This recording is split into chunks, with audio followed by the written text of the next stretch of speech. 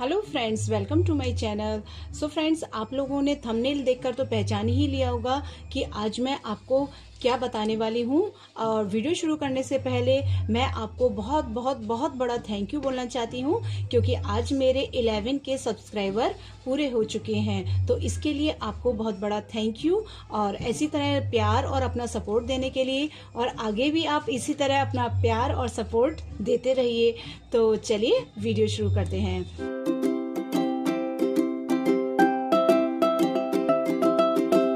So friends, बात करते हैं हम टेबल्स की।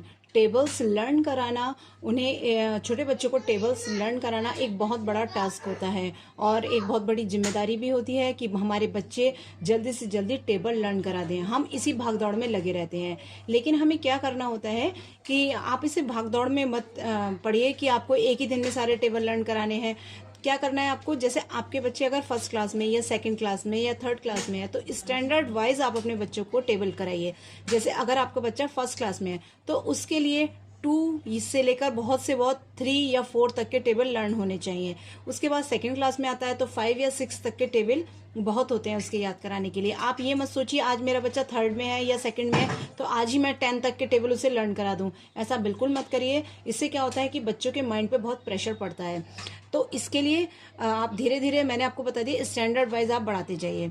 अब बात करते हैं जैसे कि 10 से ऊपर के जो टेबल होते हैं, जैसे 12 का है, 13 का है, 14 है, 15, 16, 17, 18, 19, यहाँ तक के जो टेबल्स होते हैं वो याद करना बहुत टिपिकल होता है। तो इसके लिए आपको क्या करना है, एक ट्रिक फॉलो करनी है। वो कैसे करना है, जैसे देखिए, जो भी टेबल होता है उसमें एक तो 10 नंबर्स हमें बस लर्न करने होते हैं, 10 नंबर्स लर्न करने होते हैं।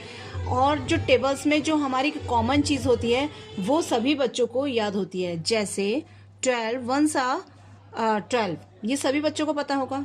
दूसरी चीज़ 12 10 120, तो ये सभी बच्चों को कॉमनली पता होता है। तो हमें ना तो इसे याद कराने की ज़रूरत है और ना हमें इसे याद कराने की ज़रूरत है। तो 2 नंबर्स तो हमारे वैसे ही चले गए। नेक्स्ट आते हैं ये नंबर्स। ये नंबर अब हमारे पास कितने बचे हैं, ओनली 8 नंबर्स हमें याद कराने हैं बच्चों को। तो आप इसको कैसे सरल तरीके से याद कराएं। सबसे बात है कि आप इनको जैसे ये बस आपके 8 बचे हैं तो 8 को आप 2 पार्ट्स में डिवाइड कर सकते हैं। यानी आप 4 एक टाइम में याद करा लीजिए, 4 एक टाइम में याद करा लीजिए। जब आपके 4 अच्छे से याद हो जाए तब आप इन्हें 4 को याद कराइए, और इसको याद कराने से पहले इसको अच्छे से इसे रिवाइज करा लीजिए। तो इस तरह से अगर आप याद कराएंगे तब आपके टेबल्स जो होंगे वो अच्छे से लर्न हो जाएंगे।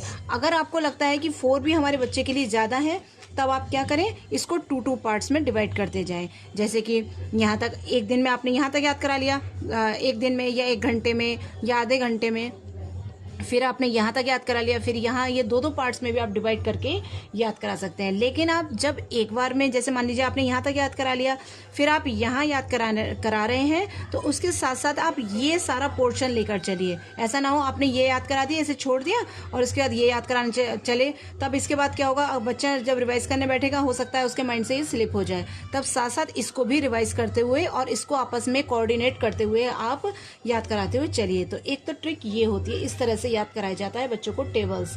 इसमें कोई ऐसा रॉकेट साइंस नहीं होता है, या आपको कोई जादू की छड़ी नहीं होती कि आप इसको ऐसे ही, जैसे और भी यूट्यूब चैनल्स में मैंने देखा है कि वो एक ऐसा दिखाते हैं थंबनेल में कि जादू से मतलब एक दिन में ही सारे 100 तक के पहाड़े आप याद कर लीजिए।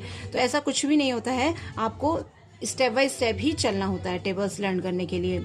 अगर आप बहुत कोशिश के बावजूद भी आपका बच्चा टेबल लर्न नहीं कर पा रहा है, जैसे कि 17 का, 18 का, 19 का आपने बहुत कोशिश कर ली, ऐसे भी याद करा लिया, वैसे भी याद करा लिया, आपका बच्चा फिर भी याद नहीं कर पा रहा है, तो एक सिंपल सा एक ट्रिक ये है कि आप अपने बच्चों को माइंड में ही मल्टीप्लाई करना सिखा दीजिए। जैसे आप देखिए, एक एग्जांपल लेते हैं, यहाँ पर मैं इसका ही ले लेती हूँ एग्जांपल, 12 5 का मैं एग्जांपल ले रही हूँ।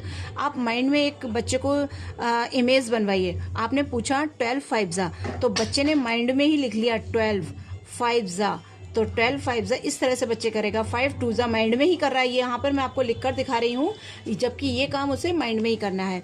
जैसे 12 5 5 2 10, और 5 1 5 और 1 6 60, तो बच्चा इस तरीके से माइंड में करना सीख जाएगा। 12 5 कोई पूछेगा उसे याद नहीं आ रहा तो वो 5 का टेबल तो पढ़ सकता है ना, 5, 6, 7 का टेबल तो बच्चों को अच्छे से लर्न हो जाते हैं।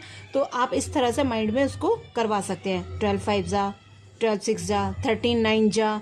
तो इस तरह से क्या होता है, बच्चों को माइंड में करना आ जाता है और वो धीरे धीरे जब इस चीज़ की प्रैक्टिस डेली होती है तब बच्चा आराम से उसका आंसर दे देता है। शुरुआत में हो सकता है बच्चे को थोड़ा टाइम लग जाए, लेकिन अगर आप एक अपनी हैबिट बना लें कि आप रैंडमली बच्चों से चलते फिरते आप पूछ रहे हैं कि 13 3 से कितने होते हैं, तो वो बच्चा कैलकुलेट उसने करा, 5 मिनट लगाए, हो सकता है करते करते उसे 2 मिनट लगाने लगे, फिर वो 1 मिनट में ही आंसर देने लगे। जब आप बार बार अपने बच्चों से यही चीज़ बार बार रिवाइज कराएंगे, बार बार पूछते रहेंगे, तो बच्चे को ऑब्वियसली वो चीज़ें याद होनी शुरू हो जाएंगी।